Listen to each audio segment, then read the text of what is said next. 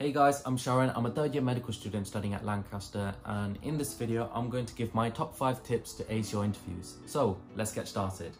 Tip number 1, appearance. First impressions count, and it only takes us a couple of seconds to judge a person. Whether the judgment is right or wrong depends on a lot of factors, but the main factor is on your appearance. Making a good first appearance will give you a positive start for your interviews. So boys and girls, dress smart. Straighten your ties, polish your shoes, and be confident and smile before introducing yourself. When you look good, you feel good. The interview begins the moment the examiners see you, so make it count. Tip number 2, build on your problem solving skills. As future doctors, a lot of the patients will come to you with a variety of symptoms.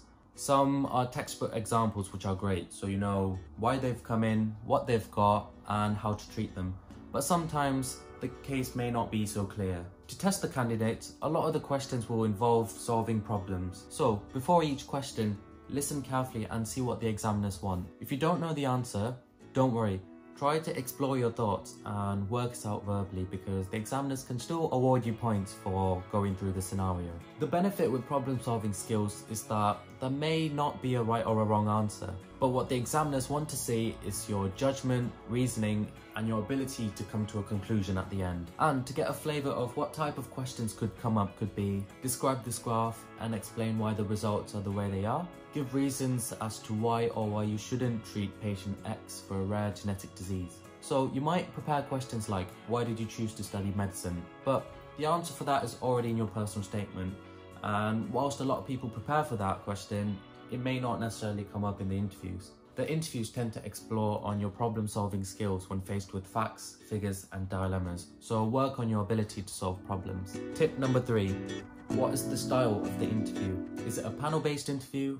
Or is it a MMI, multiple mini interview, or is it mixed? Look into the strengths and weaknesses of each style so you are well aware of what you'll be faced with on the day of the interview. For the MMI, you get a small amount of time for each stations and the scores are added up together at the end. The advantage of MMIs is that if one station doesn't go very well, you can move on and forget about it and try and do your best in the next station, because the examiners would have changed and they wouldn't know if you did well or if you didn't do so well in the station before. So it gives you a chance to reset and try again if a station doesn't go so well. But the main problem with MMIs that I find is the time constraint. You might feel that you didn't get a chance to say everything you wanted to say, so pick the most relevant points that you want to tell the examiner and say it. But most importantly, don't worry, stay calm and just do your best for each station. Make sure you focus on each question and move on to the next one. On the other hand, with panel interviews, you generally get more time, but it can be a bit more stressful if an answer to a question didn't go so well, because the examiners are still there and they would have moved on to the next question. But then again, the examiners are not there to judge you, they just want to see how well you do for each question, so give it your best. If a question doesn't go so well, don't worry, just focus on the next question and do your best. Don't worry too much, because you're based on your overall performance rather than how many questions you got right or wrong. For Lancaster, it's MMI, but things might have changed since I've uploaded this video, so for more up-to-date information, head on over to the website and you can find more information there. Tip number 4, learn about where you're applying to. For the interview point of view, if you get asked, okay, so why did you choose Lancaster Medical School? You might answer about the course, the university, the region, and so on. And it will show that you took time to research about where you're going to, rather than blindly picking a random medical school.